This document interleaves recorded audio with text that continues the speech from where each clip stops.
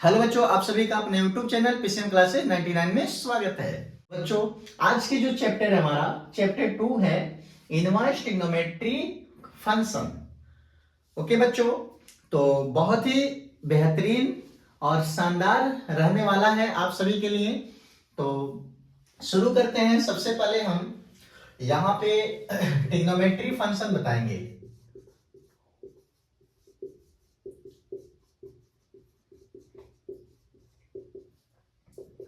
ठीक है बच्चों, तो सबसे पहले हम ट्रिग्नोमेट्रिक फंक्शन बताएंगे, उसके बाद इनवर्स ट्रिग्नोमेट्रिक फंक्शन बताएंगे।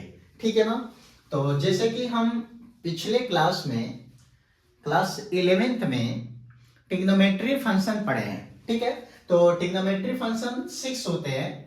तो function F x sine x, function F x cos x, function F x tan x, function F x cot x, function F x sec x और function F x cosec x। ठीक है बच्चों, ये हमारा six trigonometry function है। ठीक है बच्चों, तो हमने क्लास 11th में 6 ट्रिग्नोमेट्री फंक्शन पढ़ा था। ठीक है, अब यहां पे हमें पढ़ना है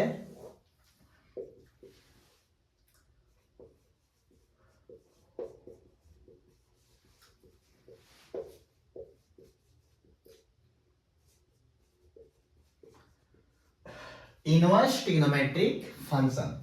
ठीक है बच्चों, तो यहां पे देख लेते हैं, इसको शॉर्ट में आईटीएफ बोलते हैं। ठीक है ना, इनवर्स ट्रिग्नोमेट्री फंक्शन को शॉर्ट में आईटीएफ बोलते हैं। ओके बच्चों, तो बच्चों यहां पे लिखेंगे f x of sine inverse x, f x cos inverse x, f x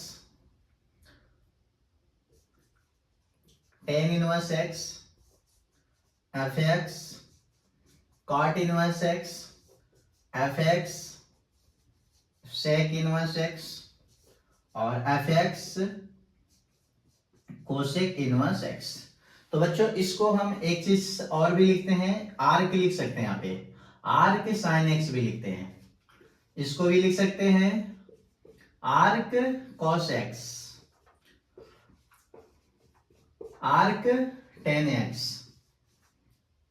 arc cot x और आर्क सेकेंड एक्स या सेक एक्स, और इसको बोलते हैं आर कोसेक एक्स। ओके बच्चों, तो ये हमारा ट्रिग्नोमेट्रिक फंक्शन है, sine x cos x tan x cot x sec x और कोसेक एक्स। और इनवर्स ट्रिग्नोमेट्रिक फंक्शन को sine inverse x, cos inverse x, tan inverse x, cot inverse x और sec inverse x, cosec inverse x लिखते हैं। और फिर बच्चों यहाँ पे उसी साइन इनवर्स एक्स को हम आर्क साइन एक्स भी लिख सकते हैं, कॉस इनवर्स को आर्क कॉस एक्स भी लिख सकते हैं, टेन इनवर्स एक्स को arc tan x, cot inverse x को आर्क, यहाँ पे आर्क नहीं लिखा हूं, आर्क कॉट एक्स, फिर यहाँ पे भी हम लिख सकते हैं आर्क, फिर यहाँ पे भी हम लिख सकते हैं आर्क कोसेक एक्स। ओके बच्चों, तो ये हमारा इनवर्स ट्रिग्नोमेट्री फंक्शन है। तो बच्चों यहाँ पे एक बेसिक चीज बताऊंगा, ध्यान से देखिएगा।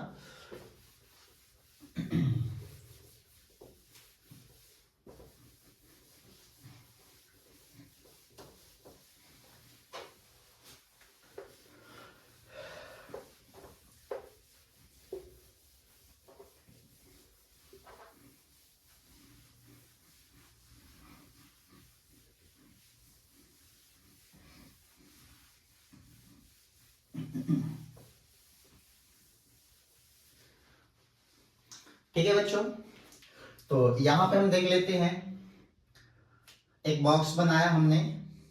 ठीक है, यहां पे हम डालेंगे इनपुट और यहां से प्राप्त होगा हमारा आउटपुट। ठीक है बच्चों, अगर मैं इस बॉक्स के अंदर इनपुट डाला और इस बॉक्स के अंदर से आउटपुट प्राप्त हुआ तो वो खेल होगा, ठीक है, ट्रिग्नोमेट्रिक फंक्शन का। ठीक है बच्चों, और यही आउटपुट से अगर हमको इनपुट प्राप्त हो गया तो वो खेल होगा इनवर्स ट्रिग्नोमेट्रिक फंक्शन का। ठीक है बच्चों, अगर हमने इनपुट डाला आउटपुट प्राप्त हुआ तो ट्रिग्नोमेट्रिक फंक्शन कहलाएगा। अगर मैंने आउटपुट डाला इनपुट प्राप्त हो गया वही चीजें, तो उसको इनवर्स ट्रिग्नोमेट्रिक फंक्शन कहते हैं। अब यहाँ पे समझा देते हैं। एक बात है, हमने एक बॉक्स लिया, एक बॉक्स यानी एक अंडा बोल सकते हैं इसको, गोल गोल अंडा है, और इस अंडे के अंदर हम क्या डालते हैं देखो, और एक दूसरा अंडा हो गया। अंडा को इसको बोलेंगे सेट। ए मेरा एक सेट है ए, और एक सेट ए है बी। सेट ए लिया और यहाँ पे एक सेट बी लिया, और इस सेट में हमने एक रिलेशन बना दिया जो फंक्शन होगा। ठीक है, चलो हम सेट ए में कोई नंबर डाल दें, चाहे लेटर डाल दें, कुछ भी डाल दें। हमने यहाँ पे एक लेटर लिया स्मॉल ए, ठीक है, तो सेट ए में जो मैंने डाला सेट बी में प्राप्त हुआ वो हो गया 1। कहोगे सर कैसे आप ए डाले और यहाँ पे 1 प्राप्त हुआ? ये हमने मान लिया कि हमने यहाँ पे कुछ इनपुट दिया है और यहाँ पे एक आउटपुट प्राप्त हुआ, यानी इनपुट हमने यहाँ पे ए दिया, आउटपुट यहाँ पे 1 प्राप्त हुआ। चलिए अगर मैं इनपुट यहाँ पे बी डाला तो यहाँ पे आउटपुट 2 प्राप्त हो गया। कोई दिक्कत है? चलिए इनपुट हमने यहाँ पे सी डाला तो यहाँ पे आउटपुट हमारा 3 प्राप्त हुआ। कोई जरूरी नहीं है 1 2 3, कुछ भी हो सकता है। हम मान के चल रहे हैं कि यहाँ पे इनपुट 8 दिया तो आउटपुट 1 प्राप्त हुआ। इनपुट बी है, आउटपुट 2 प्राप्त हुआ। इनपुट सी है, आउटपुट 3 प्राप्त हुआ। चलिए यहाँ पे इनपुट हमने डी ले लिया तो आउटपुट हमें 4 प्राप्त हुआ। ठीक है ना बच्चों, क्लियर है? देखिए यहाँ पे इनपुट ए लिया तो नहीं, आउटपुट हमको 1 प्राप्त हो गया। इनपुट बी लिया, आउटपुट 2 प्राप्त हुआ। इनपुट सी लिया, आउटपुट 3 प्राप्त हुआ। इनपुट डी लिया, आउटपुट 4 प्राप्त हुआ। ठीक है बच्चों, चलिए इसी को हम बोलते हैं इनपुट। ध्यान से देखिएगा, और इधर वाला जो भाग है इसको हम बोल सकते हैं आउटपुट। ठीक है ना, क्लियर है? और ये इनपुट है और ये क्या होगा? आउटपुट। तो इसके लिए मैं देखूंगा कि फंक्शन में मैंने इनपुट सेट ए, यानी जो फंक्शन है, इस फंक्शन के अंदर हमने इनपुट ए जब डाला तो आउटपुट प्राप्त हुआ है 1। क्लियर हो? चलो अब हम क्या करेंगे, इसको बदलेंगे इधर से। अब इसको उल्टा कर देंगे, यानी अब आउटपुट से इनपुट, यानी अब आउटपुट डालेंगे तो इनपुट वाला प्राप्त हो जाएगा। तो इसको बोलते हैं एफ इनवर्स। चलिए देखिए, एफ को उस साइड में ले जाएंगे तो यहां पे ए बचेगा, इधर एफ इनवर्स 1 हो जाएगा। ठीक है, या करके मैं एफ इनवर्स 1 को लिख सकता हूं ए। ठीक है ना बच्चों? देखिए तो a function f a equal to 1 आया और f inverse 1 equal to a आया। यानी हमने 1 डाला तो ए प्राप्त हुआ, 2 डाला तो बी प्राप्त हुआ। ये इनवर्स हो जाएगा, इसका रेसिप्रोकल हो जाएगा। ठीक है ना? तो अब एफ इनवर्स के लिए ये इनपुट का काम करेगा और ये वाला आउटपुट का काम करेगा। ठीक है ना बच्चों? तो अब यहाँ पे देखते हैं एक किसके लिए है। इसके लिए हम बना सकते हैं, इसके लिए जो फंक्शन बनेगा देखिए, f such that a to b, और इसके लिए एफ सच दैट, ठीक है, बी टू ए। यानी यहां पे ए जो है इनपुट है, सेट ए जो है क्या है, इनपुट, और बी जो है आउटपुट है। ओके बच्चों, फिर और नीचे देखें तो बी जो है हमारा यहाँ पे इनपुट का काम करेगा और ए आउटपुट का काम करेगा। ओके, अगर इसको एक नाम और देना चाहें तो जो सेट ए का ऑल एलिमेंट होती है उसको हम बोलते हैं डोमेन।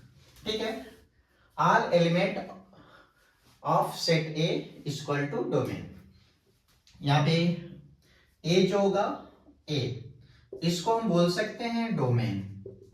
ठीक है बच्चों, और सेट बी का जो भाग है इसको बोलते हैं हम लोग कोडोमेन, या इसी को बोला जाता है रेंज। ओके बच्चों, तो सेट बी का जो भी एलिमेंट होगा वो कोडोमेन भी होगा, रेंज भी होगा। अगर यहां से देखे जाए, इस इनपुट को हम डोमेन भी कह सकते हैं और इस आउटपुट को हम रेंज भी कह सकते हैं। और यहां पे अब इनवर्स में ये जो बी वाला एलिमेंट है, बी का जो एलिमेंट है, सेट बी का एलिमेंट है, वो तो इनपुट बन गया है। इनवर्स के लिए जो सेट बी का एलिमेंट है वो इनपुट बन गया है, तो इसी सेट बी को ही बोलेंगे हम डोमेन। क्या बोलेंगे? डोमेन, और इसको बोलते हैं रेंज। ठीक है, और ये डोमेन रेंज समझना बहुत जरूरी है। हिंदी भी लिख दूं, डोमेन को बोलते हैं प्रांत और रेंज को बोलते हैं परिसर। ठीक है, तो बच्चों तो ये भी याद होना चाहिए। यहां पे एक शब्द हमने नहीं लिखा है, कोडोमेन का हिंदी क्या होता है? इसको बोलते हैं सह प्रांत। इसको बोलते हैं बच्चों सह प्रांत।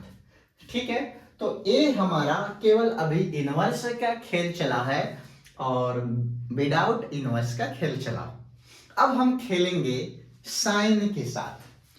ठीक है, ट्रिग्नोमेट्री जो फंक्शन है हमारा, फर्स्ट ट्रिग्नोमेट्री फंक्शन है साइन, तो साइन के साथ खेलेंगे, फिर उसका इनवर्स बना देंगे।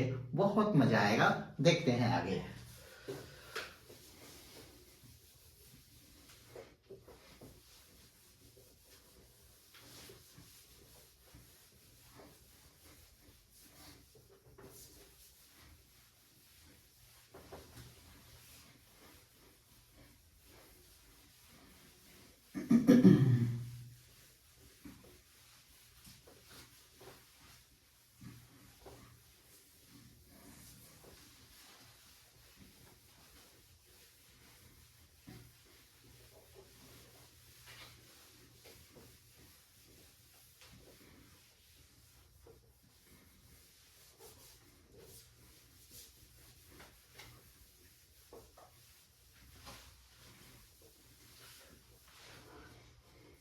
ठीक है बच्चों, अब यहाँ पे ट्रिग्नोमेट्रिक फंक्शन लेंगे। ठीक है, साइन एक्स का। तो क्या पहले हमको पढ़ना है वो तो मैं बता दूं। ठीक है बच्चों, हमें पढ़ना है डोमेन, डोमेन और codomain and range and range ITF। ठीक है बच्चों, ITF। तो बच्चों domain, codomain and range ITF। ITF का मतलब है इनवर्स ट्रिग्नोमेट्री फंक्शन। तो सबसे पहले मैं इनवर्स ट्रिग्नोमेट्री फंक्शन के बारे में बता दूं। ठीक है, यहाँ पे जो इनवर्स ट्रिग्नोमेट्री फंक्शन होती है वो 1 1 होना चाहिए। ठीक है, यहाँ पे लिख देंगे, देखो inverse, inverse trigonometric function, inverse trigonometric function. ठीक है, bijective function, inverse trigonometric function, bijective function. तो बच्चों जो इनवर्स ट्रिग्नोमेट्रिक फंक्शन होती है वो बाइजेक्टिव होती है। और बात करें जो बाइजेक्टिव का मतलब क्या है, बाइजेक्टिव का मतलब क्या है, बाइजेक्टिव का मतलब है one one one one and onto function, one one and onto function. One one का मतलब है अकैकी, अकैकी और आच्छादक, आच्छादक। ठीक है बच्चों। तो बाबू इनवर्स ट्रिग्नोमेट्रिक फंक्शन जो होती है ना वो एकाकी होनी चाहिए, आच्छादक होनी चाहिए। ठीक है, ये वन वन फंक्शन को ही एग्जिस्ट करता है। ठीक है बच्चों, one one and onto function को ही एग्जिस्ट करता है। तो इनवर्स ट्रिग्नोमेट्रिक फंक्शन जो होती है one one and onto function को ही एग्जिस्ट करेगा, मेनी वन को एग्जिस्ट नहीं करता है। मेनी वन फंक्शन को एग्जिस्ट नहीं करता है। ठीक है बच्चों, अब समझेंगे कैसे कि एकाकी क्या होता है, आच्छादक क्या होता है। जैसा कि हमने यहाँ पे बताया था, ठीक है ना। देखिए अगर यहाँ पे हमने वन डाला तो ए प्राप्त हुआ इस फंक्शन के अंदर। फिर यहाँ पे नहीं, यहाँ पे हम क्या करें, ए डाला वन प्राप्त हुआ था, और इधर हमने बी डाला टू प्राप्त हुआ, सी डाला थ्री प्राप्त हुआ, और डी डाला तो फोर प्राप्त हुआ। ठीक है ना। यानी एक इनपुट से एक ही आउटपुट प्राप्त हो। तो देखिए इनपुट ए से वन, इनपुट बी से टू, यानी एक इनपुट से एक ही आउटपुट प्राप्त होता है, तो उसको हम बोलते हैं, एक हमारा जो फंक्शन होगी इस फंक्शन को बोलेंगे one one one one and onto function. ठीक है बच्चों, अगर मैं मेनी वन की बात करूं तो ये मेनी वन ले लेते हैं। यहाँ पे देखिए ये वन है और यहाँ पे प्राप्त हुआ ए, और यहाँ पे माइनस वन है, प्राप्त हुआ क्या, ए। ठीक है ना। यानी इस फंक्शन के अंदर से देखिए दो इनपुट का एक ही आउटपुट प्राप्त हो रहा है ए, तो इसको बोलेंगे मेनी वन फंक्शन। ठीक है ना बच्चों, ध्यान से समझिएगा। मेनी वन का मतलब होता है बहु एकाकी। मेनी वन का मतलब है बच्चों बहु एकाकी। क्लियर है, मेनी वन बहु एकाकी। यानी एकाकी का मतलब है एक इनपुट से एक ही आउटपुट प्राप्त हो, उसको बोलते हैं one one and onto function. और जब दो इनपुट से एक ही आउटपुट हो, दो या तीन हो, यानी एक से अधिक इनपुट से एक ही आउटपुट प्राप्त होता है, तो उसको बोलते हैं मेनी वन फंक्शन। क्लियर है। अब यहाँ पे आइडिया तो हमने बता दिया, अब हम चलेंगे फंक्शन के अंदर।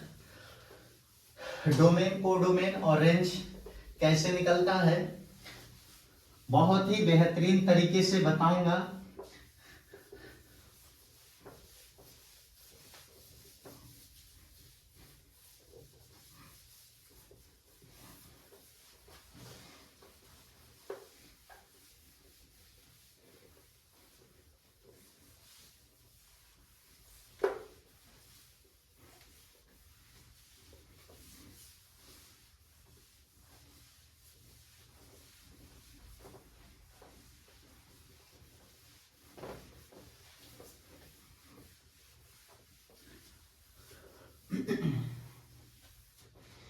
ठीक है बच्चों, चलिए अब हम अपने टॉपिक पे आते हैं। तो बच्चों बहुत ही मजेदार है और इसको ध्यान से देखिएगा, ठीक है। अगर आप ये समझ गए इसकी 1 मिनट, यहाँ पे डोमेन, कोडोमेन, रेंज, इसकी एक चीज और डाल लेते हैं यहाँ पे, ठीक है। चलिए 1 मिनट, इसको मिटा देते हैं, ग्राफ बना लेते हैं यहाँ पे इसका। Graph domain and range ITF, ठीक है। Domain, graph domain and range ITF, हमें ITF की ग्राफ बनाना है, डोमेन बनाना है एंड रेंज बनाना है। ओके बच्चों, तो चलिए यहाँ पे इसकी हम ग्राफ बनाते हैं, लेकिन हम सबसे पहले इस ट्रिग्नोमेट्रिक फंक्शन sin x का यूज करेंगे। चलिए बच्चों, यहां पे टॉपिक है मेरा first number, function of f(x) sin x, ठीक है बच्चों। और यहां पे मैं 2 सेट लूंगा इसके अंदर, f(x) के अंदर sin x, वो बात की बात है। चलिए, और ये फंक्शन हो गया, मान लो यहां पे ए किसके अंदर आ रहा है, a to b, और हम जानते हैं a जो है क्या है, इनपुट है, और b जो है आउटपुट है। यहां पे रख लेते हैं, इसको बोलेंगे इनपुट या डोमेन बोल सकते हैं, और ये b जो है बच्चों आउटपुट है, और इसको हम बोल सकते हैं रेंज। क्लियर है? तो अभी f(x) sin x के लिए हम वैल्यू को फाइंड आउट करेंगे, ठीक है ना, डोमेन और रेंज को। तो सबसे पहले मैं इसका एक ग्राफ बना लूं, देखिए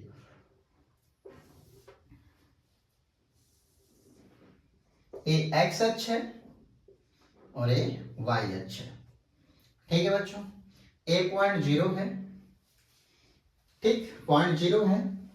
अब यहां पे जो sin x की जो ग्राफ होती है वो इस तरह होती है, इसको देखिएगा आप लोग ध्यान से, ठीक है। ये रिपीटेड है, ऐसे रिपीटेड होगी, प्लस के साइड में ये बढ़ता जाएगा sin x का, और इसके पीछे भी देखें तो पीछे भी ऐसे ही बनेगा, ठीक है। पीछे भी चला जाएगा ये दूर तक, कोई दिक्कत नहीं है। तो बच्चों हम देखते हैं यहाँ पे 0 वैल्यू है, ठीक, और यहाँ पे अधिकतम पॉइंट है, और यहाँ पे इसका अधिकतम है। तो इस अधिकतम पे देखें, यहाँ पे जो पॉइंट आएगी ये π/2 है, और ये जो पॉइंट है, फिर यहाँ पे भी साइन की जो वैल्यू होगी, देखिए ऐसे जा रहा है x अक्ष पे, यहाँ पे काट रही है, फिर यहाँ पे 0 होगी तो ये पाई होगा। फिर ये नीचे की तरफ अधिकतम है, ये हमारा 3π/2 हो जाएगा, और ये जो वैल्यू है यहाँ पे जो काटेगी लाइन, ये हमारा 2π है, ठीक है ना बच्चों। उसी तरह हम इस साइड में आएंगे, नेगेटिव साइड में, तो ये -π/2, और यहाँ पे -π, और ये वाला जो पॉइंट है -3π/2, और यहाँ पे आएंगे बच्चों तो -2π, नहीं 2π/, नहीं -2π है, ठीक है ना बच्चों। तो ये हमारा sin x का ग्राफ है। तो अब देखेंगे ये बाइजेक्टिव है कि नहीं, 1 फंक्शन है कि नहीं, ठीक है। ये तो अभी हम sin x के लिए बता रहा हूं, sin इनवर्स यानी इनवर्स ट्रिग्नोमेट्रिक फंक्शन के लिए नहीं बता रहा हूं, ठीक है ना। तो अब देखते हैं ये हमारा मेनी 1 है या 1 है। अगर मेनी 1 होगा तो ठीक है, नहीं मेनी 1 होगा तो इसको हमें बदलना होगा, इसके डेफिनेशन को, परिभाषा को हमको बदलना होगा। कैसे बदलेंगे, तो ध्यान दीजिए यहाँ पे इसको चेक कर लें मेनी 1 है कि नहीं। और हम लोग तांत्रिक तो है नहीं कि सुखैती कर लेंगे और आंसर आ जाएगा। चलिए ठीक है, अब हम यहां से एक क्षैतिज हॉरिजॉन्टल लाइन खींचेंगे, ठीक है ना बच्चों। अब नीचे भी अगर एक बार चेक करके देख लें, नीचे भी एक हॉरिजॉन्टल लाइन खींचा, हम जितना लाइन चाहे उतना लाइन खींच सकते हैं। तो हम देख रहे हैं ये जो हॉरिजॉन्टल लाइन है इस रिपीटेड फलन को कितने पॉइंट पे काट रहा है। देखो मैंने यहां पे देखा, फिर यहां पे देखा काट रहा है, फिर पॉइंट यहां पे भी है, इधर भी है, इधर भी है, इधर भी है। अगर मैं देखूं नीचे की तरफ तो यहां पे उड़ा रहा है पॉइंट पे, और इधर इधर जहां जहां पॉइंट पे काट रहा है ना उसको ध्यान से देखिएगा।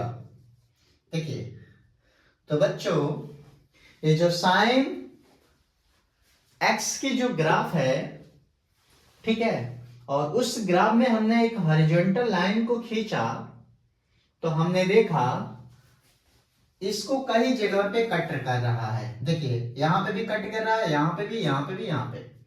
यानी जब कई जगह पे कट करेगा, एक से अधिक जगह पे जब कट करेगा तो बच्चों वो मेनी वन फलन होता है, वह मेनी वन फंक्शन होता है। This is not one one function.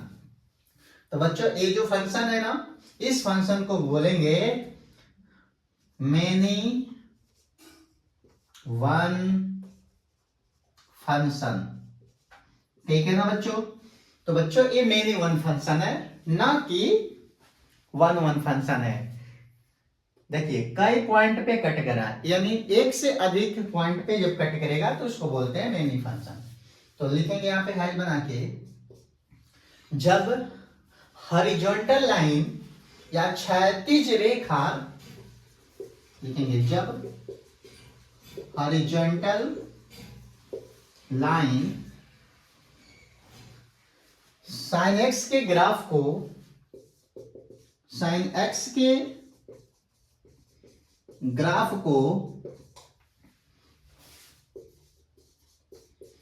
कई बिंदु, कई जगह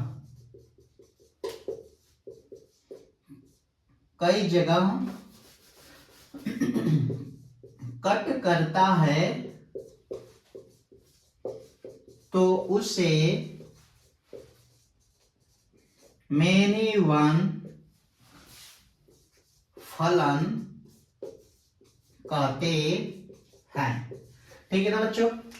जब साइन एक्स के ग्राफ को हॉरिजॉन्टल लाइन कई जगह पे कट करता है तो उसको हम कहते हैं मेनी वन फंक्शन। तो बच्चों अब कहेंगे सर जी ये तो मेनी वन फंक्शन है, जैसा कि हम जानते हैं inverse trigonometric function one one होता है। ठीक है, वन वन फंक्शन को ही एग्जिस्ट करेगा। यहां पे तो मेनी वन हो गया, अब इसको कैसे एग्जिस्ट करेगा, कोई दिक्कत नहीं, डेफिनेशन को बदलेंगे। कैसे बदलेंगे, इसी को लेना है ग्राफ को। तो देखो एक ग्राफ जो है ना ऐसे रिपीटेड हो रहा है, ये उड़ने की कोशिश कर रहा है, तो इसके उड़ने की कोशिश को हम कट कर देंगे। क्या कर देंगे, इसके पंख को कट कर देंगे। ये जो पंख है इस पंख को हम कट करेंगे।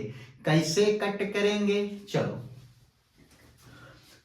पहले हम छोटा पॉइंट को कट करेंगे। इधर से हमने इतने भाग को उड़ाया, ठीक है, यहीं तक लिया।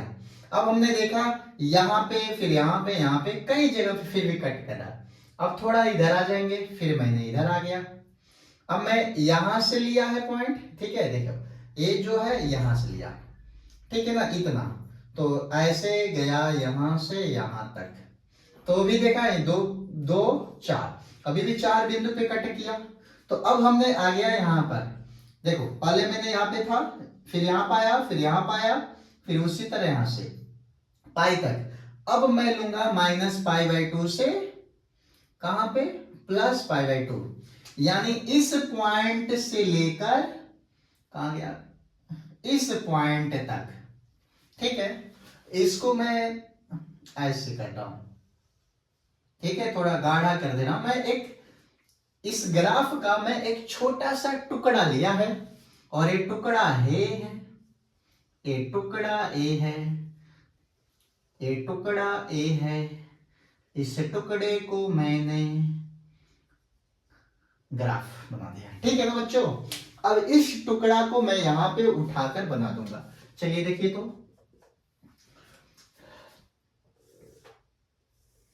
ये एक्स अक्ष और ये वाई अक्ष है, ठीक है बच्चों। तो अब हम देख रहे हैं, अब यहाँ पे पहले तो हमने यहाँ पे देख लिया, यहाँ पे अधिकतम पॉइंट थी, यहाँ पे तो a+1 हो गया, और नीचे की साइड में अगर मैं देखूं यहां से यहां तक तो a-1 हो गया, ठीक है ना। अब जो एक बात और बता देते हैं, ये जो x वाला लाइन है इसी को बोलते हैं इनपुट, और जो y वाला लाइन है इसी को बोलते हैं आउटपुट, ठीक है। यानी π/2 पर आउटपुट 1 प्राप्त हुआ है और -π/2 पर -1 प्राप्त हुआ है, तो कोई दिक्कत नहीं है, ये तो हमारा 0 है। हमने कहां पे लिया है, इधर -π/2, यहां पे देखते हैं -π/2 से, और इधर हमने प्लस में लिया है π/2। इधर पॉइंट है हमारा +1 और इधर पॉइंट है हमारा नीचे की तरफ -1, ठीक है ना बच्चों। अब हम देखते हैं कि ये जो दोनों लाइन यहाँ पे मिल रही है पॉइंट, ठीक है। यहां से देखो, इसी को न हमें इसी टुकड़ा को लेना है, तो ये जो टुकड़ा है यहाँ पे, इसको पॉइंट यहाँ पे ले लिया, और यहाँ पे कैसे पॉइंट आएगा, इसको इधर से मिलाएंगे, इसको इधर से मिलाएंगे, ठीक है, ठीक है बच्चों।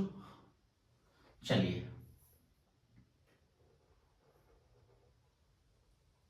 ठीक है ना बच्चों, ये बन गया मेरा। हमने साइन एक्स का हमने ले लिया यहाँ पे ग्राफ, इसी को बोलते हैं f(x) ऑफ साइन एक्स। ये भी है, ग्राफ तो ओरिजिनल यही है, लेकिन हमने इसका एक टुकड़ा लिया है, इतना सा एक छोटा सा हमने क्या लिया, एक टुकड़ा लिया है। अब देखो, अगर मैं ऐसे लाइन खींच दूं तो सारे लाइन जो हैं कहां पे, एक ही बिंदु पर कट कर रहे हैं। कितने बिंदु पे कट कर रहे हैं बच्चों, एक ही बिंदु पर। इसके मतलब है ये जो है 1-1 फंक्शन है, ठीक है ना बच्चों। ये हमारा जो फंक्शन है क्या है, 1-1 है। क्लियर है, क्यों, क्योंकि इसके ग्राफ को जो हॉरिजॉन्टल लाइन है केवल एक ही बिंदु पर कट कर रहा है, इसलिए ये क्या है हमारा 1-1 फंक्शन है। और लिख देंगे इसका इनवर्स एग्जिस्ट करेगा, ठीक है, इसका इनवर्स एग्जिस्ट करेगा। क्यों, क्योंकि हॉरिजॉन्टल लाइन, क्योंकि हॉरिजॉन्टल लाइन केवल एक ही बिंदु पर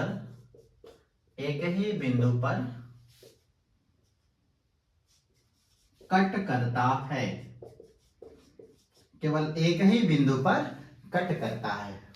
कहेंगे ठीक है, बहुत अच्छे। अब चलिए थोड़ा सा इसको थोड़ा ये लाइन को गायब करते हैं, अच्छे से फिगर बना लेते हैं, ठीक है ना। 1 मिनट ध्यान से देखते हैं, इसको मिटाकर।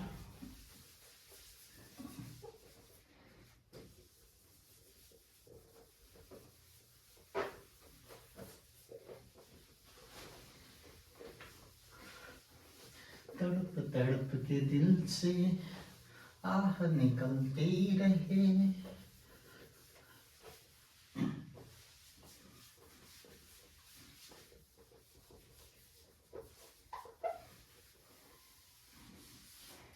ठीक है, फिर उसी को बनाते हैं एक बार, f(x) = sin x।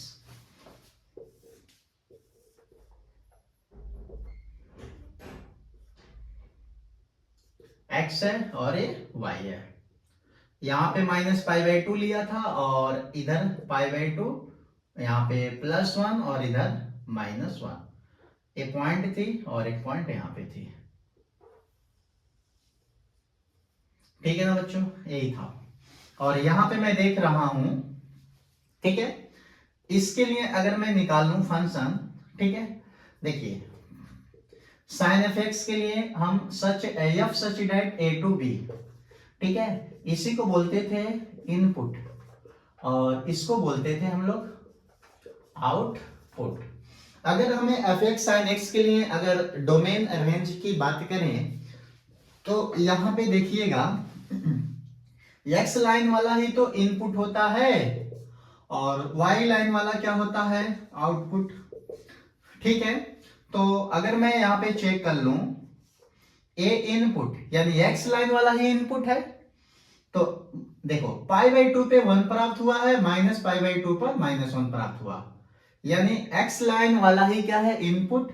तो कहां से शुरू हुआ है, माइनस पाई बाई 2 से पाई बाई 2, ठीक है, यानी माइनस पाई बाई 2 से पाई बाई 2 मेरा क्या हो गया, इनपुट हो गया। और यहां पे देखें -1 से 1 मेरा क्या हो गया, आउटपुट, ठीक है बच्चों। तो इधर वाला भाग जो है उसी को तो हम डोमेन कहते हैं, यानी ए जो भाग है साइन एक्स के लिए ए डोमेन है, क्या है बच्चों, डोमेन है। इसको प्रांत भी बोल सकते हैं, डोमेन को क्या बोलेंगे, प्रांत, और इसको क्या बोलते हैं, रेंज। ये रेंज हो गया और इसको बोले जाएगा परिसर, ठीक है बच्चों। ये हमारा डोमेन है और ये क्या है, रेंज है, परिसर। तो किसके लिए है, साइन एक्स के लिए। अब इसका तो इनवर्स एग्जिस्ट करेगा, तो अब हम बनाएंगे इसके लिए F x sine inverse x, इसके लिए ग्राफ बनाया जाएगा बच्चों, ठीक है। और इसके लिए अभी आउटपुट इनपुट बनेगा और ये इनपुट आउटपुट बन जाएगा, यानी अब ये आपस में इंटरचेंज हो जाएंगे। तो कैसे चेंज होंगे, देखिए एफ सच दैट बी को ए के स्थान पे लिख लिया जाएगा और ए को बी के स्थान पे लिख दिया जाएगा, ठीक है। और यहां पे एफ सच दैट बी की जगह पे क्या लिखेंगे, अब -1 से 1 और ए की जगह पे लिखेंगे यहां पे -π/2 से π/2, यानी अब ए मेरा डोमेन है और ए वाला जो है रेंज है, ठीक है ना बच्चों। देखिए यानी f x sine inverse x के लिए f v f such that B to A, यानी ये जो रेंज है अब इसका साइन इनवर्स का डोमेन बन जाएगा और ये जो डोमेन है साइन इनवर्स का रेंज बन जाएगा। तो इसके लिए अगर हम ग्राफ बनाएं, ठीक है, तो यहां पे चेक कर लेते हैं इसकी ग्राफ कैसे बनेगी।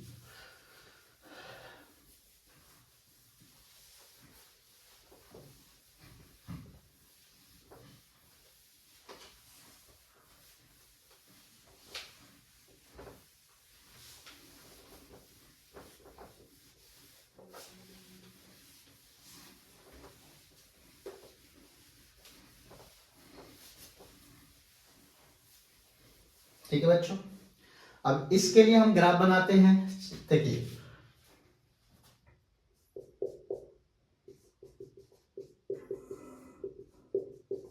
ठीक है, साइन इनवर्स एक्स का ग्राफ। तो सबसे पहले हम यहां पे ए एक्स एच और ए वाई एच को खींच लें। ये हमारा 0.0 है। हमने क्या किया है, यहां पे देखिए जो साइन एक्स का इनपुट है और साइन एक्स का जो आउटपुट है वो इंटरचेंज हो जाता है इनवर्स में, यानी आउटपुट इनपुट बन जाएगा और इनपुट आउटपुट बन जाएगा।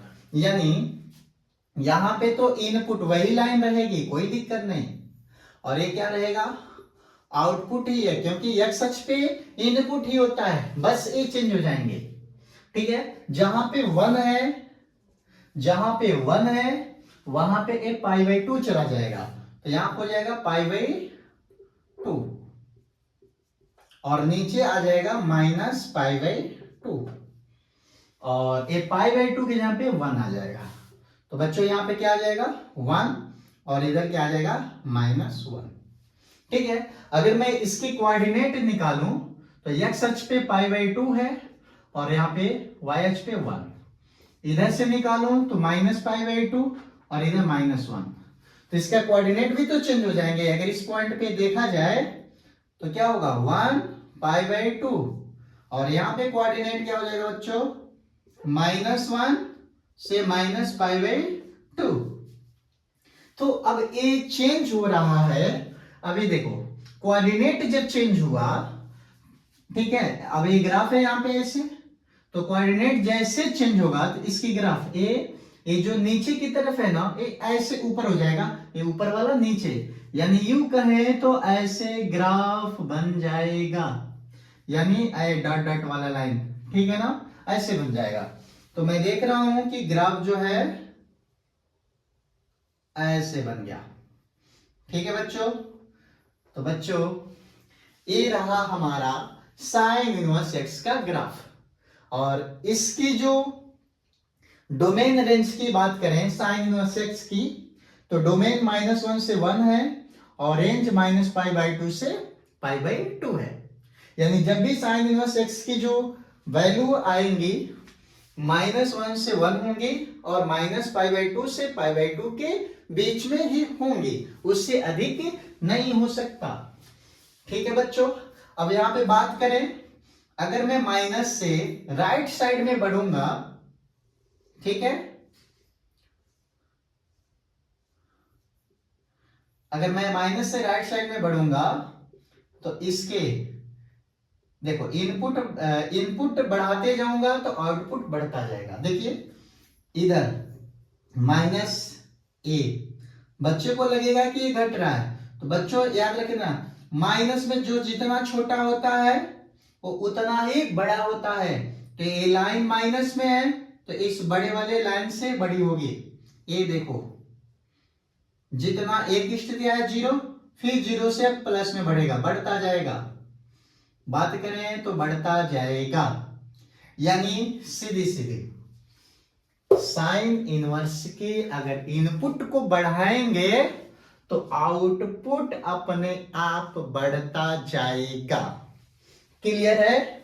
अब एक बात और बता देता हूं, ये जो साइन इनवर्स एक्स जो होती है ना, ठीक है, ये ऑड फंक्शन भी होती है। कैसे होती है देख लें यहाँ पे, ये साइन इनवर्स -x को हम माइनस साइन इनवर्स x लिख सकते हैं। याद रखिएगा साइन इनवर्स -x को माइनस बाहर कर लेंगे, साइन इनवर्स x लिख देंगे, और इसको बोलते हैं ऑड फंक्शन। क्या बोलते हैं? Odd function. यानी साइन इनवर्स हमेशा ऑड फंक्शन होता है। ठीक है, क्लियर है? तो बच्चों अब यहाँ पे हम कुछ वैल्यू लेके बता देते हैं। ठीक है, तो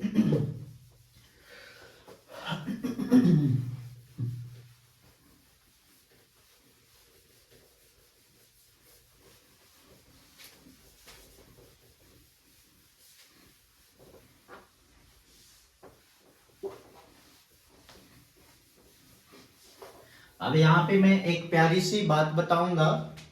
देखिए f(x) = sin x, ठीक है, और f(x) = sin इनवर्स x, दोनों को साथ में लेकर चलेंगे। ठीक है, ये फंक्शन f है और ये फंक्शन f इनवर्स है। ठीक है बच्चों, अगर मैं x के जगह पे 0 रखूंगा, 0 डिग्री रखूंगा तो हमें 0, यानी हमने यहां पे ऐसे sin 0 रखा तो हमें प्राप्त हुआ sin 0, sin 0 डिग्री रखा तो हमें वैल्यू प्राप्त हुआ 0। अगर मैं यहां पे sin, अब देखो यहां पे मैं π/6 रख दूं, π/6 रख दूं तो इधर प्राप्त होगा 1/2। ठीक है, यानी मैं यहां पे एंगल रख रहा हूं तो हमको वैल्यू प्राप्त हो रहा है। चलो एक और रखते हैं π/4, तो इधर प्राप्त हो जाएगा हमको 1/√2। इधर मैंने रखा π/3 तो प्राप्त होगा √3/2। अगर मैंने यहाँ पे π/2 रखा तो हमको प्राप्त होगा 1। ठीक है बच्चों, यानी fx में यानी sin x में अगर मैं एंगल को रखूंगा तो वैल्यू हमको प्राप्त होगा। क्या प्राप्त होगा? वैल्यू प्राप्त हो रहा है। यहां पे देखो साइन π/4 रखा तो प्राप्त हुआ 1/√2 और यहाँ पे साइन π/3 रखा तो प्राप्त हुआ √3/2 और यहाँ पे साइन π/2 रखा तो प्राप्त हुआ 1। इस बात को याद रखना है। ठीक है, अब इसी का उल्टा हो जाएगा। अब मैं यहां पे वैल्यू रखूंगा। क्या रखूंगा? वैल्यू रखूंगा तो एंगल प्राप्त होगा। साइन इनवर्स हमें एंगल को देता है। साइन इनवर्स जो होता है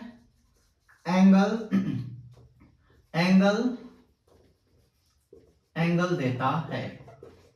साइन इनवर्स x यानी साइन इनवर्स जो होगा हमको एंगल देगा। देखिए कैसे देगा एंगल। अगर मैं 0 रखूंगा तो 0 डिग्री प्राप्त होगा। 1/2 रखूंगा, ठीक है, तो π/6 प्राप्त होगा। 1/√2 रखूंगा, ठीक है, तो π/4 प्राप्त होगा। √3/2 रखूंगा तो हमको π/3 प्राप्त होगा। अगर 1 रख दूंगा तो हमको प्राप्त होगा π/2।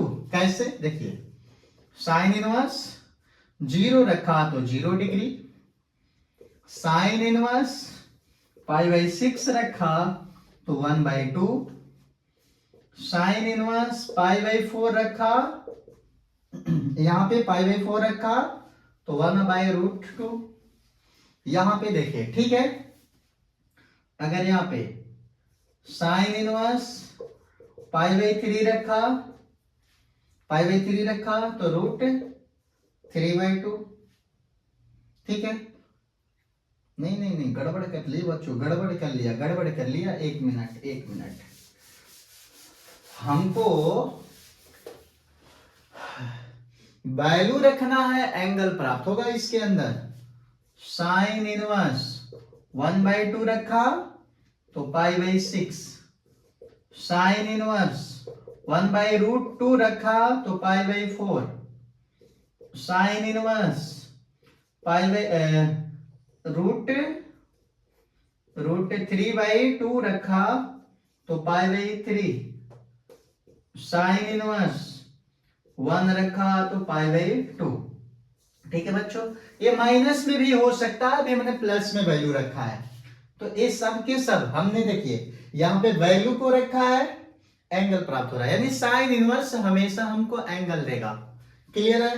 क्या देगा बच्चों? साइन इनवर्स हमें हमेशा एंगल देगा और साइन एक्स हमें वैल्यू देगा और इनवर्स एंगल देगा। ठीक है, साइन एक्स वैल्यू देगा और साइन इनवर्स एंगल देगा। क्लियर है? अब यहां पे मैं कुछ चेक कर लेता हूं क्वेश्चन बना के। ये हमारा कई क्वेश्चन हो गए, आराम से इसको सॉल्व कर सकते हैं। अब यहां पे अगर मैं कह दूं, एक क्वेश्चन ले लेता हूं अपने स्टाइल से। ठीक है, अगर मैं कह दूं साइन इनवर्स 2, क्या बच्चों? Sine inverse 2। अब 2 के लिए कोई एंगल हमें मिलेगा? बोलो बच्चों, 2 के लिए कोई एंगल मिलेगा क्या? नहीं मिलेगा, कुछ नहीं मिलेगा यार, कुछ नहीं मिलेगा। लिखेंगे नॉट डिफाइंड। पूछेगा कोई क्यों डिफाइन है? तो अभी हमने बताया था साइन इनवर्स के लिए, यहां पे हमने अभी रेंज बताया था, यहां पे f -1 से 1 और -π/2 से π/2, यानी जो भी वैल्यू होगी यहां पे -1 0 1 के बीच में होगी। ठीक है ना बच्चों? साइन इनवर्स के लिए जो भी वैल्यू होगा -1 से 1 के बीच में होगा। और ये 2 क्या है?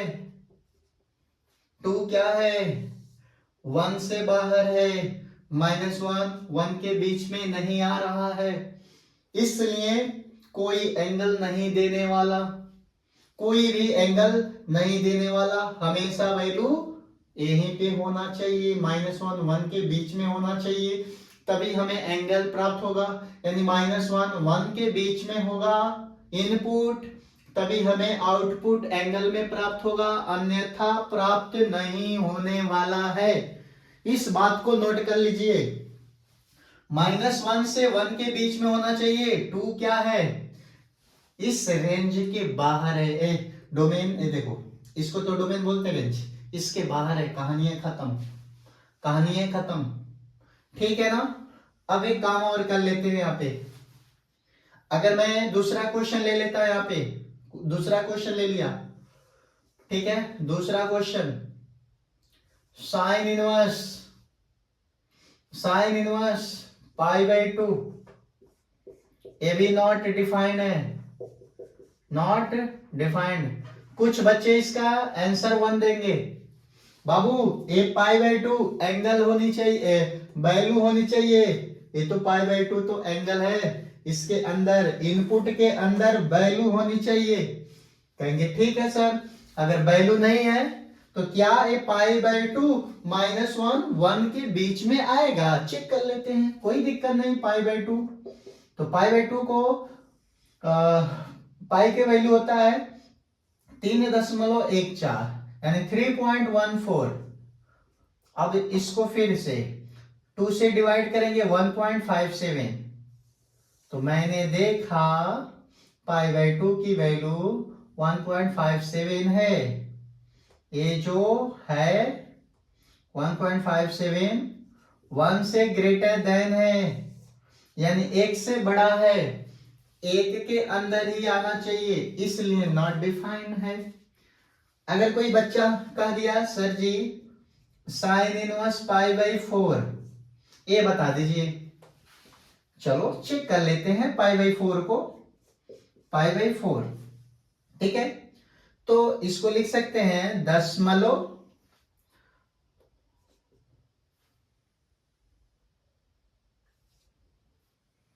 ठीक है बच्चों, 0.785।